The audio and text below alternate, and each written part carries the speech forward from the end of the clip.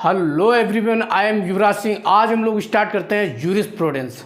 देखिए, पहले जूरिस्प्रूडेंस ना स्टार्ट करके हम लोग पहले इसका बेसिक समझते हैं। बेसिक क्या होता है, इसके स्कोप जानेंगे, इसके नेचर जानेंगे, इसका विधि का उत्पत्ति क्यों हुई, इसके बारे में आज हम लोग डीपली इसके बारे में डिस्कशन करेंगे। इसके बाद हम लोग स्टार्टिंग करते हैं जूरिस्प्रूडेंस पजेशन हम लोग आगे वीडियो में स्टार्ट करेंगे, क्योंकि पहले क्या होता है हम लोग इसके बारे में बेसिक समझते हैं कि बेसिक क्या होता है। ये जूरिस्प्रूडेंस ही नहीं, अपितु प्रत्येक लॉ, जितने भी लॉ हैं उसके सबके लिए एक इम्पॉर्टेंट लेक्चर है ये। इसको मैं चाहता तो स्किप कर सकता था, क्यों मैंने इसलिए समझा कि क्योंकि आप सब लोग को पहले बेसिक पता होना चाहिए। इसके बाद हम लोग स्टार्ट करते हैं पजेशन। पहले हम लोग बेसिक समझते हैं कि बेसिक क्या होता है इसका। जूरिस्प्रूडेंस विधि शास्त्र का क्यों लॉ की उत्पत्ति हुई, लॉ का निर्माण क्यों हुआ, इसका नेचर क्या है, इसकी प्रकृति क्या है, इसके बारे में आज हम लोग अच्छे से समझते हैं। देखिए, जानते हैं कि जूरिस्प्रूडेंस पजेशन विधि शास्त्र एंड अन्य विधियों की निगाह में, विधि शास्त्र एंड अन्य विधियों की निगाह में। देखिए, पहले हम स्टार्ट ये करते हैं कि विधि का जन्म किन परिस्थितियों में और किस लिए हुआ। पहले तो हमें यह समझना चाहिए कि विधि का जन्म किन परिस्थितियों में और किस लिए हुआ। देखिए, पहले के ज़माने में हम लोग क्या करते हैं कि हम लोग बहुत पहले चलते हैं। आज ना सोच के जो समय बीत गया उसके पहले ही हम लोग चलते हैं 100 साल पहले। पहले क्या था कि लॉ कानून के नाम से कोई ऐसा चीज़ नहीं थी कि इसका कोई चीज़ नहीं थी। उसके बारे में आज हम लोग डिस्कस करेंगे। पहले क्या होता था कि विधि का जन्म किन परिस्थितियों में और किस लिए हुआ। देखिए, पहले क्या होता था, पहले के ज़माने में व्यक्ति के कोई अधिकार कर्तव्य परिभाषित नहीं थे। व्यक्ति में कोई ऐसे लॉ नाम की कोई चीज़ नहीं थी कि पहले के जिसको जो अधिकार कर्तव्य परिभाषित किए जाएं। पहले क्या होता था कि व्यक्ति की आवश्यकताएं क्या होती थी। पहले के ज़माने में हम लोग चलते हैं। पहले की ज़माने में हम लोग ये जानते हैं कि व्यक्ति की आवश्यकताएं क्या होती थी। पहले व्यक्ति क्या था कि उसकी 3 आवश्यकताएं थी: रोटी, कपड़ा, मकान। व्यक्ति की आवश्यकताएं क्या थी? रोटी, कपड़ा, मकान। इसमें सबसे मोस्ट इम्पोर्टेंट, सबसे ज़्यादा आवश्यकताएं थी व्यक्ति की, वो क्या थी? भूख, रोटी भूख थी। भूख को लेकर ही व्यक्तियों के बीच संघर्ष हुआ करते थे और विवाद हुआ करते थे। पहले के ज़माने में व्यक्ति की आवश्यकताएं क्या थी? रोटी थी, कपड़ा था, मकान था।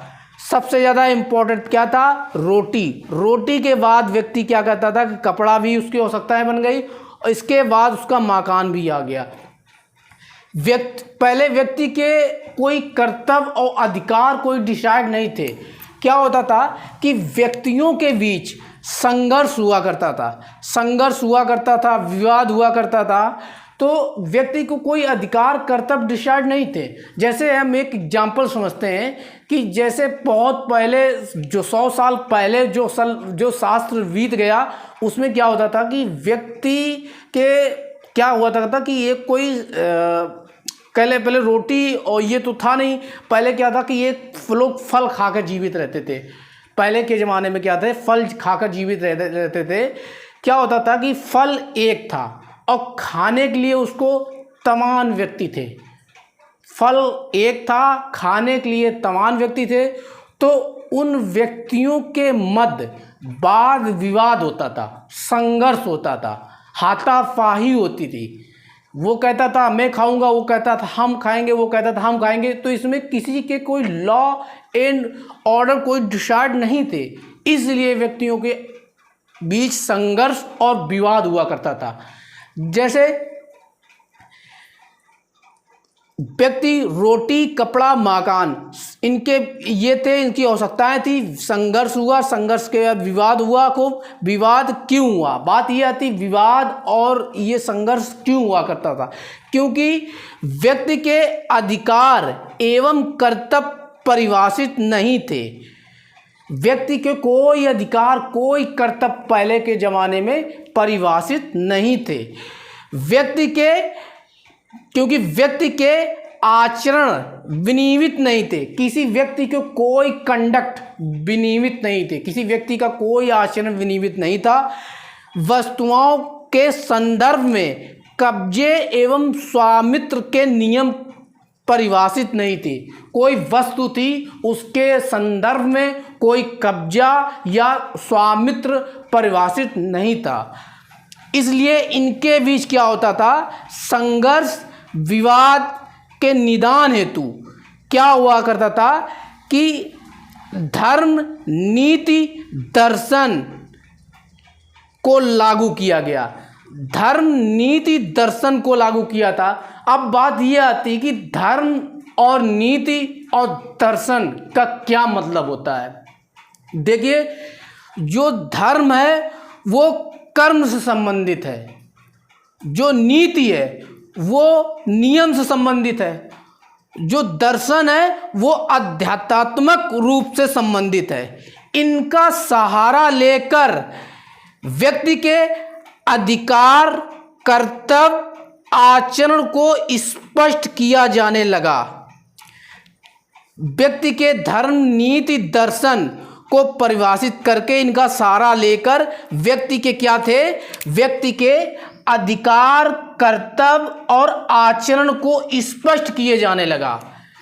इसके बाद क्या हुआ कि जो धर्म है वो कर्म से संबंधित है, नीति नियम से संबंधित है, दर्शन आध्यात्मिक रूप से संबंधित है। अब बात ये आती है, ये सब होकर ये जब आया तो व्यक्ति परिपक्व रूप में आया तो विधि कहलाया। ये जो चीज़ आया इसी को हम बोल सकते हैं कि जब ये आया तो परिपक्व रूप में आया तो विधि कहलाया। परिपक्व रूप में तब माना गया जब इन्हें कानूनी मान्यता प्राप्त हुई, जब इनको कानूनी मान्यता प्राप्त हुई तब ये हुआ। अब बात ये आती है कि विधि की भूमिका क्या है।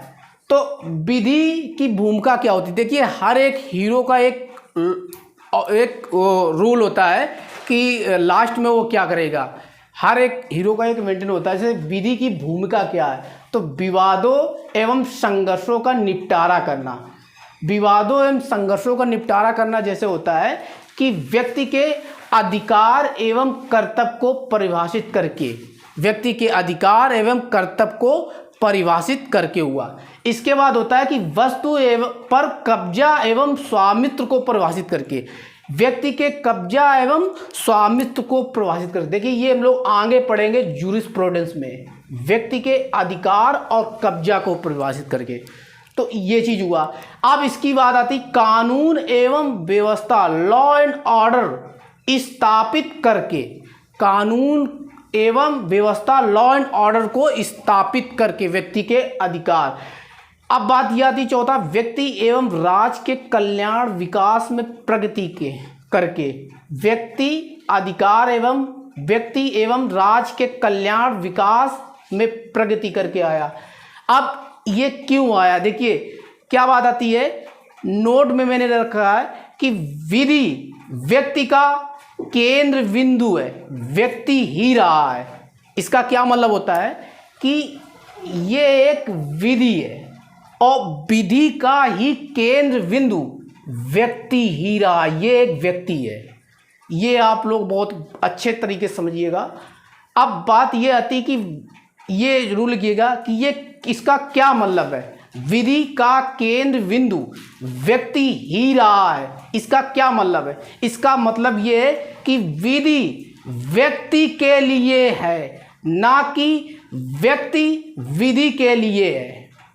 इसका मतलब ये है कि विधि, ये विधि है, विधि इस व्यक्ति के लिए है, ना कि ये इस व्यक्ति विधि के लिए है। इसका मतलब ये हुआ कि विधि व्यक्ति के लिए है, ना कि व्यक्ति विधि के लिए है। ये मोस्ट इंपॉर्टेंट है, इसको नोट करके मैंने लिखा है, इसको समझिएगा। अब बात ये आती है कि विधि क्या है। विधि का अत्यंत महत्वपूर्ण एवं इसकी जानकारी या ज्ञान का होना नित्यांग आवश्यक है। क्या इसका मतलब है? जानकारी नित्यांग का मतलब आवश्यक ये होता है कि जानकारी या ज्ञान का अर्थ क्या है, ये है कि विधि क्या है, विधि का जन्म कैसे हुआ, विधि का स्रोत क्या है, विधि की प्रकृति क्या है, विधि का काम क्या है, विधि की भूमिका क्या है। इसके बारे में ये जानते थे कि हर एक विधि शास्त्र, एक आपसे अगर कोई पूछे विधि क्या है तो हर एक विधि शास्त्र अपनी अपनी अलग अलग परिभाषा बताते, अलग अलग रूप में बताते। इसको हम जूरिस्प्रूडेंस में आगे ही पढ़ेंगे कि विधि क्या है, विधि का जन्म कैसे हुआ, विधि का स्रोत क्या है, विधि की प्रकृति क्या है, विधि का काम क्या है, विधि की भूमिका क्या है। तो हर विधि शास्त्रों ने अलग अलग इसकी परिभाषा दी है। अब बात ये आती है कि ये अब बात आई कि विधि के विषय में यही जानकारी या ज्ञान, विधि के विषय में यही जानकारी या ज्ञान को हम क्या बोलते हैं? विधि का शास्त्र कहलाता है। यही जानकारी और ज्ञान विधि का शास्त्र कहलाता है, जिसको हम कहते हैं विधि शास्त्र कहते हैं, जिसको हम विधि शास्त्र कहते हैं। ये आ गया। इसी को समझने के लिए इतना सारा हम लोग अभी देख रहे थे, यही चीज़ आने के लिए इसको समझ रहे थे कि विधि शास्त्र आखिर में क्या है। तो यही सब चीज़ समझने के लिए अब ये विधि शास्त्र है। विधि के विषय में यही जानकारी या ज्ञान, कौन सी जानकारी ज्ञान? ये जानकारी या ज्ञान को हम लोग विधि का शास्त्र कहते हैं। तो विधि शास्त्र आ गया।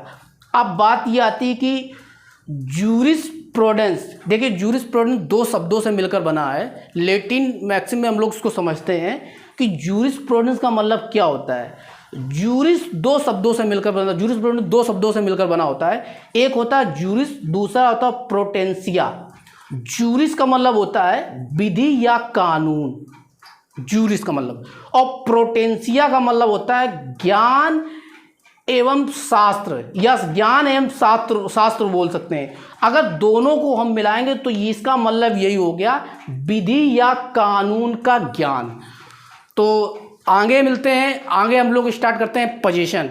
आप लोग जरूर देखिएगा वीडियो, जरूर समझिएगा। अगर जैसा लगे मुझे कमेंट